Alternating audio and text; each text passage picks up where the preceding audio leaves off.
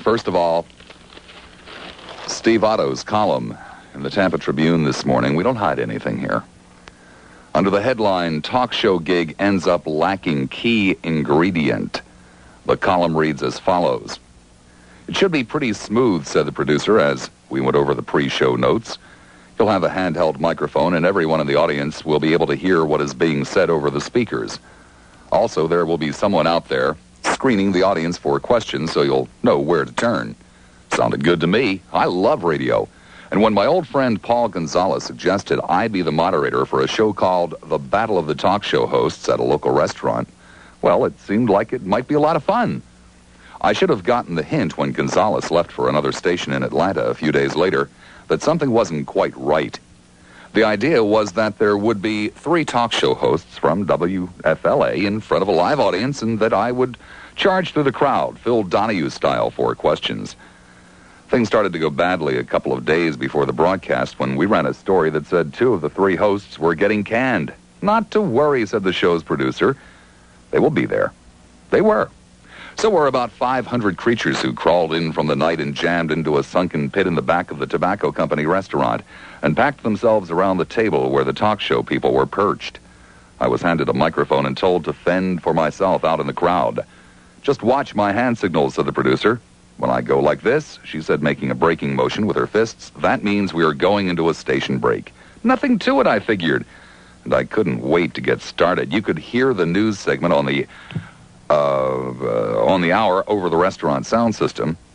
And then the theme music from Rocky, which meant we were about to go live on the air. I looked at the producer. She pointed her finger at me, signaling we were on the air, and everything went dead. Oh, we were still on the air, just not on the air in the restaurant. The crowd couldn't hear the talk show guys, and they couldn't hear me. I want you to have this picture. 500 groupie-like people who have been drinking pretty heavily for several hours, waiting for the show, suddenly finding themselves staring at 4 guys who are mouthing something into microphones, and they can't hear a word. Some of them began chanting the call letters of a competing station. Some of them just booed. One of them heaved a drink at the table the radio guys were sitting around. I looked around for the producer. She had vanished. I looked around for the person who was supposed to be lining up questions from the crowd. Gone. I looked at the talk show guys. They looked back at me and grinned. Like most newspaper people with a microphone suddenly in his face, I began to talk like Porky Pig. Somehow we lurched on. Somebody handed me a Mr. Mike. I could work by giving it to someone in the audience, grabbing it back, and handing it to a talk show guy. They kept the crowd from killing us on the spot. The producer had written out some simple topics on cards for me to use, stuff like, who was the best candidate for president and who do you trust, Reagan or Gorbachev? The crowd booed at these. I would have too if I had seen them earlier. The crowd wanted to talk sex. My first questioner was a woman. "Why is it," she hollered, "that you can carry a gun in Florida but can't go naked on the beach?" Sort of went downhill from there. One of the talk show hosts got up and left. Another one decided he really didn't want to talk much anymore. Looking at the list of topic cards I had, I couldn't blame them. So I ventured desperately to the last one willing to talk to me and to whom I owe my life. "How do you feel about the future of the world?" I asked. About that time, I noticed that the producer had mysteriously reappeared and was signaling that it was time to break for the night and to return, I assumed, the next day to a country music station. "Hi, y'all. Well, guys want to hear Aunt Dolly or Hank Jr. or anything like that?" Bobby Clifford with you until 4. I have some business to take care of, then we'll get down to business. John in Reddington Shores. Hi, you're on the air at WFLA. Yeah. You probably don't remember, but that last September I called you about the pollution down at the stadium. No, John, I don't. Okay, I told you that... The pollution at the stadium. Well, you know, in the ground. John, I'll tell you what. I don't inflict Hillsborough County taxes on the people in Pinellas, nor do I inflict St. Petersburg's stadium on the people in Hillsborough. Simple as that, John. Now let's get down to business, having taken care of that business. All right. We're a very hypocritical country. One more time, we are getting ready to get into a big brouhaha, big debate in Congress over Nicaragua and funding of the Contras and all of that kind of good stuff. And no, don't get upset. Don't go away. This is not a conversation about Nicaragua and the Contras. What it is, it's a conversation about hypocrisy. The hypocrisy of the American people. You see, there is a place, and for the purposes of this conversation right now anyway, I'm not going to identify this place, but there is a place somewhere where the most hideous things, the most un-American things in the world are going on, and not one word of complaint. Not one word of complaint out of the administration. Not one word of complaint out of anyone. Now, sometimes it can be argued that, Americans ain't overly swift in terms of knowing a situation someplace else. Sometimes they don't even know where the place is. But this is a place that at least 95%, according to polls, of the American people are aware of. Are completely, totally aware of.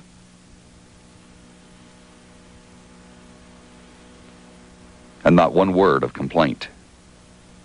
Oh, what are some of the things that are wrong there? Well, for example, we are told by our beloved leader in Washington, Ronald Wilson Reagan, we are told by him that we should get all bent out of shape because the poor people in Nicaragua, don't have freedom of religion, they don't have a free press, they can't form labor unions, and so therefore we should go down there and kill babies and bomb women and all that kind of stuff. But not one word of complaint about what is going on somewhere else. And what's going on here makes Nicaragua look like a church picnic. It is a place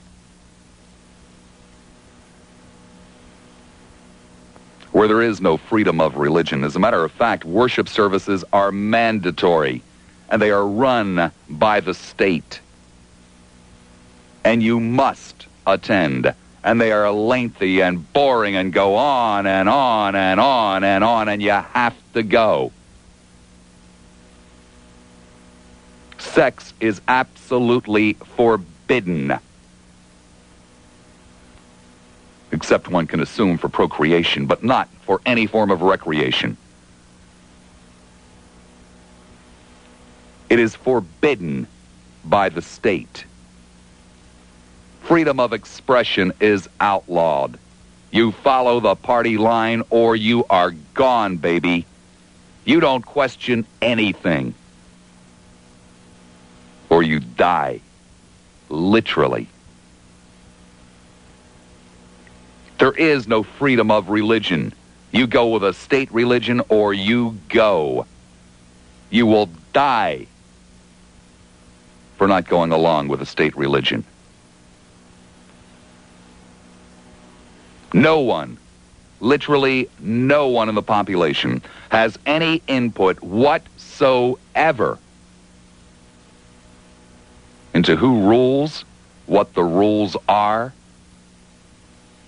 There is no vote. There are no town meetings. There are no press conferences. None. Hard work, enterprise, intellect are not rewarded. They don't count. As a matter of fact, they are discouraged. So if you want to work harder than your neighbor, it's not going to do you a damn bit of good. You want to risk your capital to try to improve your lot? It's forbidden. You want to bust your hump in school and get smarter than somebody else so that you can get ahead? Forget it. Everybody is exactly the same. Everybody is equal, no matter how big a moron, no matter how hard a worker. Everybody is precisely the same. Everybody wears the same kind of clothes. Everybody lives in the same kind of house. Everybody drives the same kind of car, no matter what. It's just given to the slobs. Popular music is forbidden. It might corrupt the ear. So the state decides what kind of music there will be. A difference of opinion with those in charge is forbidden and punishable by death. No ifs, ands, or buts about it. No trial. Just an arbitrary decision. Death. If you disagree with a ruling class on anything at all, no matter how trivial, because they have the answers, and the populace doesn't. Artistic expression is curtailed. Only the kind of paintings that are considered suitable, only the kind of plays, only the kind of films, only the kind of television shows that are considered suitable by the state are permitted. Any other form of artistic expression is forbidden. And again, you can be punished by death for not adhering to that. The style of dress is dictated. Oh, mercy me, perhaps something should be considered to be improper. That can be punished by death. I mean, there is no question about it. You wear what you're told to wear. Smoking, forbidden. Drinking, forbidden. Overeating, forbidden. Are you starting to catch on that it's a place where the people have no choices whatsoever, have no control over their lives whatsoever? Any form of entertainment is controlled and dictated by the ruling class. Only what is fit, in their opinion, is permissible. Literally, thought is controlled in this place. Nonconformity is punishable by death in this place. There is nothing that even resembles democracy. Talk of democracy would be punishable by death. Even a thought about democracy would be punishable by death in this place. There's no collective bargaining because the workers have no rights at all. They can't complain about anything. Oh, the ruling class would say it's a worker's paradise. It is a paradise because nobody has to make any decisions. They're all made for them, even down to whether or not they wear socks. There is no court system because there is no justice. There is no appeal. If you have a difference of opinion, if you don't see it quite that way and you are punished by the rulers, there's no appeal because there are no courts.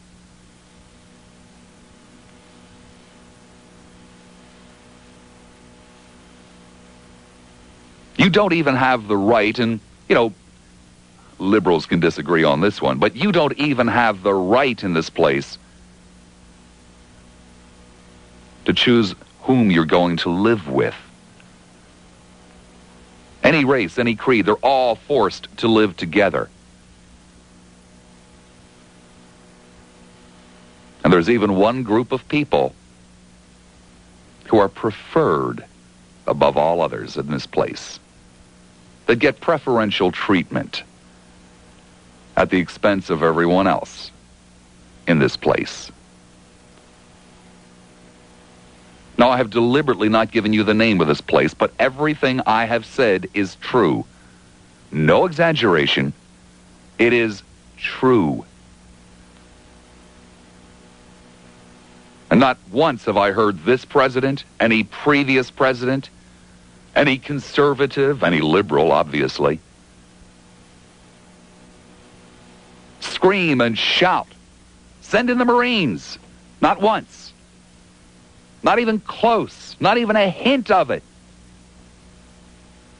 Not once have I seen a newspaper editorial, the Manchester Guardian or the New York Times or anything in between, suggesting that this is an outrage and that good, decent, moral people, freedom-loving people, should be appalled at this. Not once. Not in my 42 years, and I've never read of anything that would come close to it. And this situation has been going on not just for a handful of years, but for quite some time. As a matter of fact, the government, the administration in particular, has nothing but good relations with this place, speaks very highly of this place and its ruler. Now, if that's not hypocrisy, I don't know what is. And I'm just very curious. Just really curious as I can possibly be.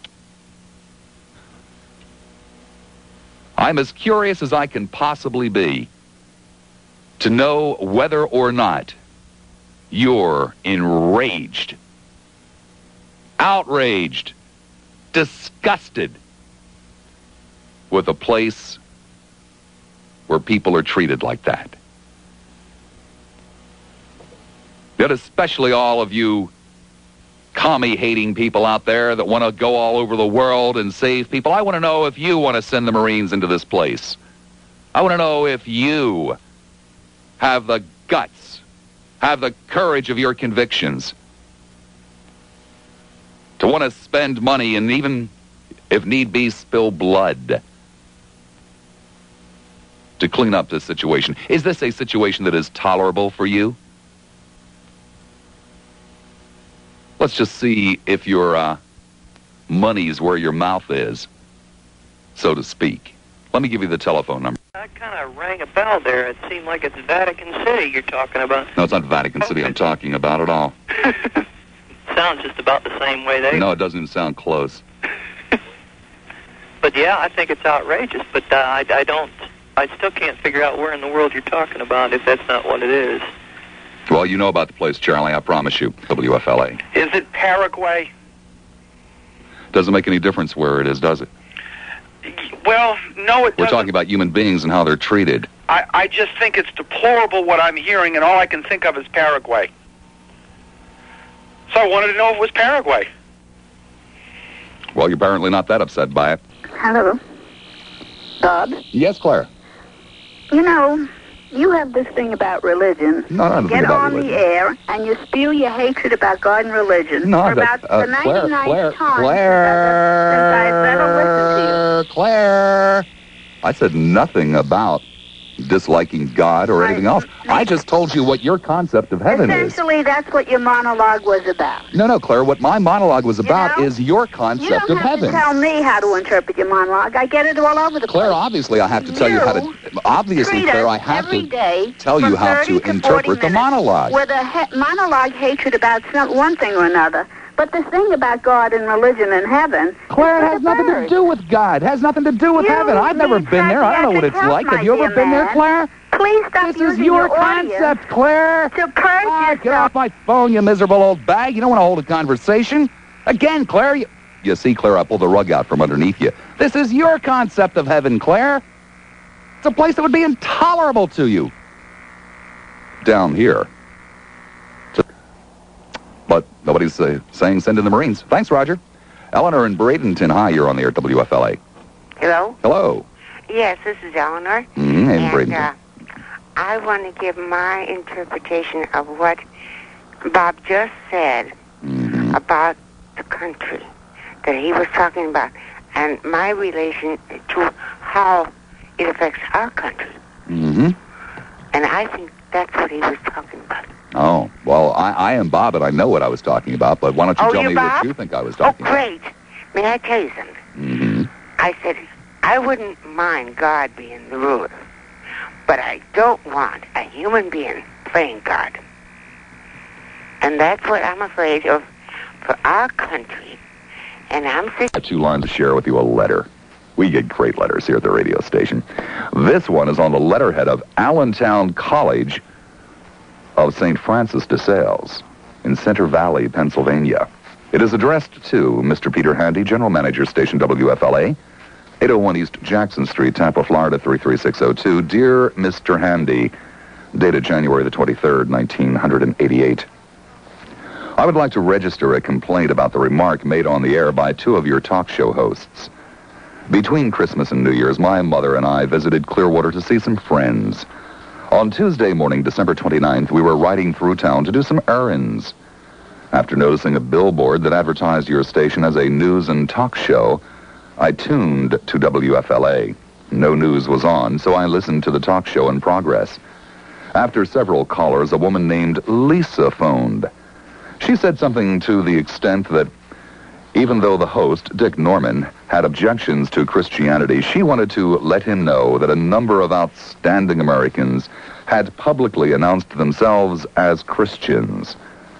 The first name on her list was Tom Landry. She got no further than the first name. The host began to attack her verbally, both while she was still on the air and after she had hung up. She was called, quote, an old prune, unquote, quote, a disgusting human being, unquote, quote, a subhuman douchebag. Is he stealing my material too, along with Milton Berle? Anyway, unquote. She was told that her voice was like a buzz saw. The host said that she should be euthanized. All this was directed at her because she was a Christian. These attacks on her were followed with attacks on Christianity. The host made very clear what his opinion of her as a Christian and,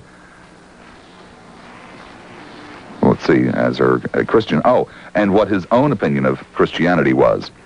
He not only ridiculed and belittled her for being a Christian, he ridiculed and belittled Christianity. I couldn't believe my ears.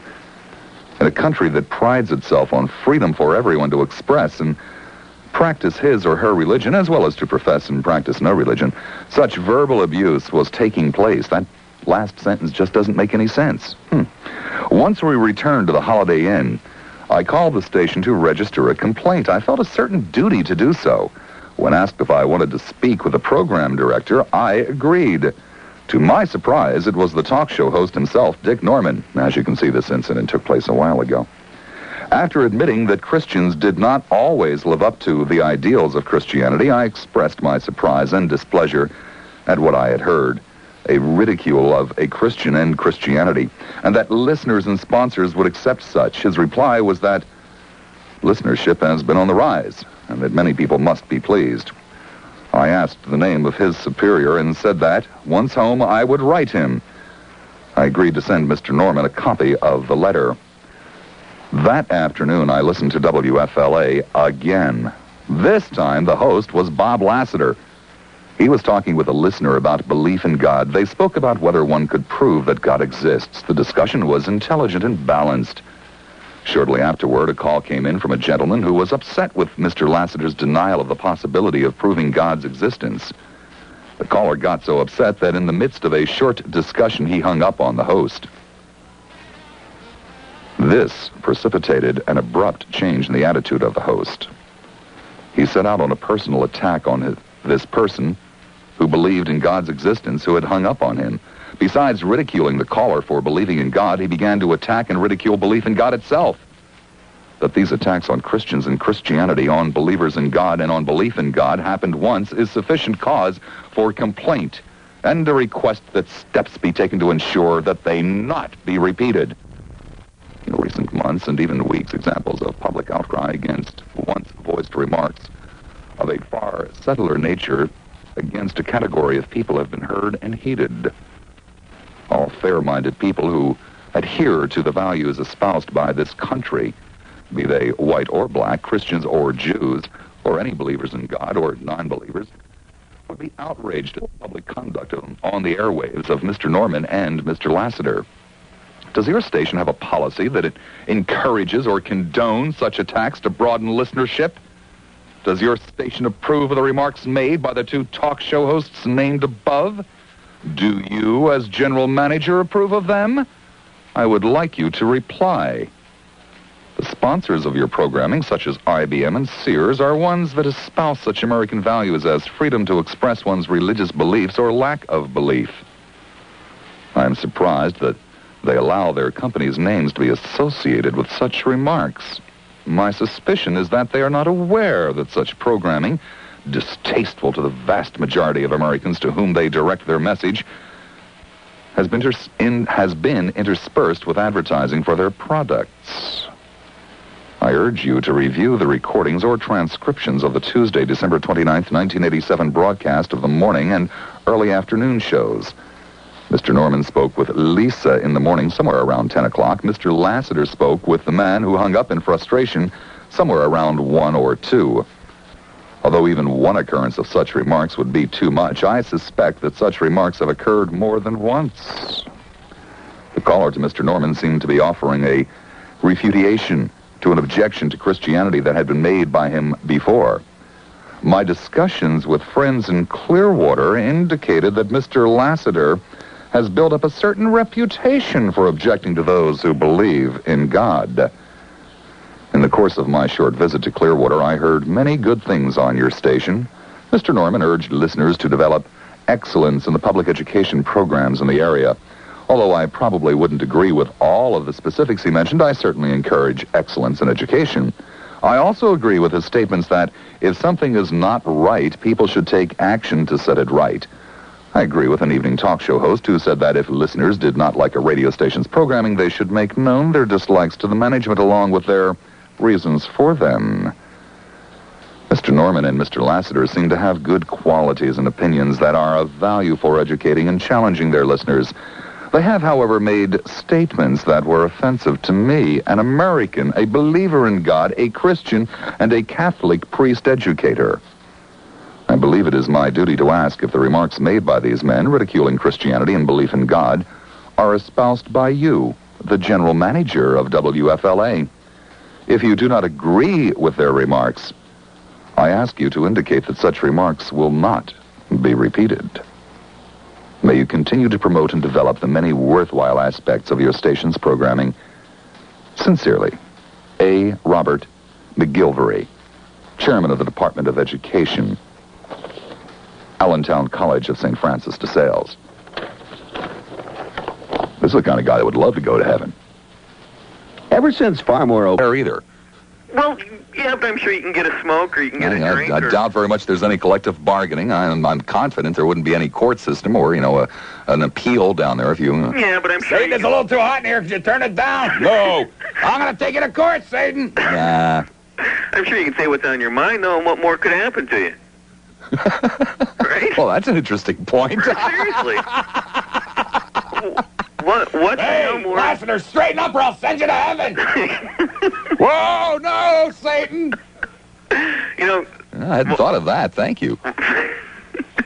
Once again, I don't believe in this burning place, but if there is and you go there and you do what you so much enjoy you do or try to do it, what much more could happen to you? Nothing. I suppose you started to pray down there or something. Shut up! Shut up, Lassiter! No prayer! Sit on it, Satan. What are you going to do to me? Yeah. So I just thought that might get people thinking. Thank you, Joe. Thanks, Bob. Bye. Good. In Tampa. Hi, Pete. You're on the air at WFLA. Is this the best you can do? It sure is, Pete. Isn't it great? It's getting a little boring. No, come on, Pete. It's not getting boring. It's driving you crazy because, Pete, you know I'm right. Red sails in the sunset. Way out on the sea. Oh, carry my loved one home safe. You mean everybody's going to be sitting around playing on harps or kazoos, whatever it is, red sails in the sunset up there all day long? Oh, give me a break. But remember, Oh, yuck. Jesus also said this heaven and this earth will pass away. Because this is a finite earth, and he knew that. But my words will not pass away. And the golden rule is the law of karma. It's a temple, and I shouldn't do anything to desecrate that temple. Like drinking coffee? Yeah, drinking Like coffee. taking a lot of Wow, sugar? oh, my God. You mean there's no coffee in heaven either? No. Oh, wow. According to worse that than stipulation. cigarettes.